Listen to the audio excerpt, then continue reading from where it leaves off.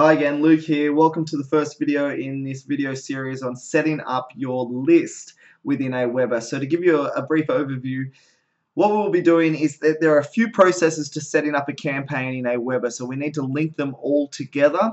The first thing we do is set up a list, so that's a category for one particular campaign.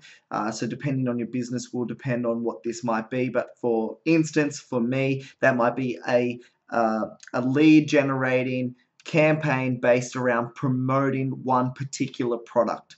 Okay, and then I might maybe make another list for people that have perhaps purchased that product or joined that team or some type of training or whatever it might be. So each list will have a different set of follow-up emails, a different opt-in code, basically different subscribers. So this very first video I'm going to show you how you can make a list.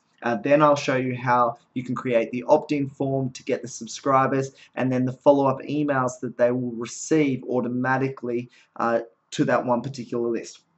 Okay, so the very first thing, I know that in the previous video when we were setting up our account we had to create a list, but I'm going to create a new one from the beginning. So here we are in the back office. I've just logged in, okay, and we're on the home tab here now. This is what you'll see. So you can see we do actually have the one list that we created in the previous video called Tester. Okay, so that is set up. You can see I don't have any subscribers yet, obviously, but I'm going to show you how to make a new list right now. Okay, so we're going to come over to Manage Lists up the top here and create a list.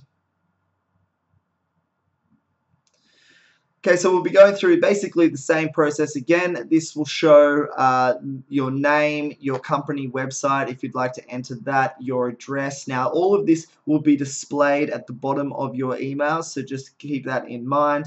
And your sender name, so you can modify this so that this is what they'll see. So I just don't have my capitals in there, so I'm just going to edit that. They will see this as your sender name and also your sender email address. Now, Aweber likes you not to, they prefer you not to use free email addresses like Gmail, Yahoo. However, on many of my campaigns, I do use Gmail email addresses, so this can be a Gmail address. I really like Gmail. I find that works very well, even though it does give you a warning not to use free email addresses like that. If you have a company email address, that's fantastic. If you don't, you can use Gmail. So we're going to go to the next step. Okay, list name. Alright, so I'm going to call this My First List. Okay, this can be anything, whatever it is, alright? And setting up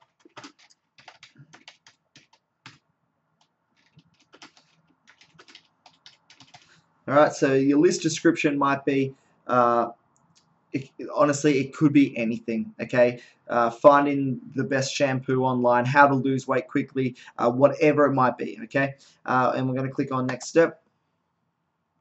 Okay, now this confirm your subscription. I'm going to make a new video on this, but for the moment we do have to leave it at this. So basically what this means is whenever somebody opts into your list, so they've filled in their email address into one of your opt-in forms and they've joined your email auto-responding list, they will be sent an email. And now this is the email that they will be sent. So you'll have a subject line of confirm your subscription, and then they'll have this content. And in order to actually join your list, they'll need to click this link and this will add them to the list. So it's called a confirmed subscription. Okay, it's a double opt-in. And what that means is if there's any type of mistake, like they've incorrectly entered their email address, then they won't receive that confirmed opt-in. So this safeguards you against people accidentally joining your list, and of course then you would be spamming them because they haven't requested the information that you're providing them. So look, I'm going to go through that a little bit more in depth, but for the moment this has to be set. So you can go through and edit these to anything that you think would be more suitable to your list, and approve and create list. Okay, so now we've created the list. The next step will be to add our sign-up forms and also our messages. So you can see it was really very, very simple. It hasn't quite updated. Let me just update this. Okay, so you can see the list hasn't been added down here yet, but it has been created, so my first list. Now you can also create another list. Let's say that my first list, it's a backup list, or like I said, it's a training list, or it's a buyer's list, or whatever it is, honestly.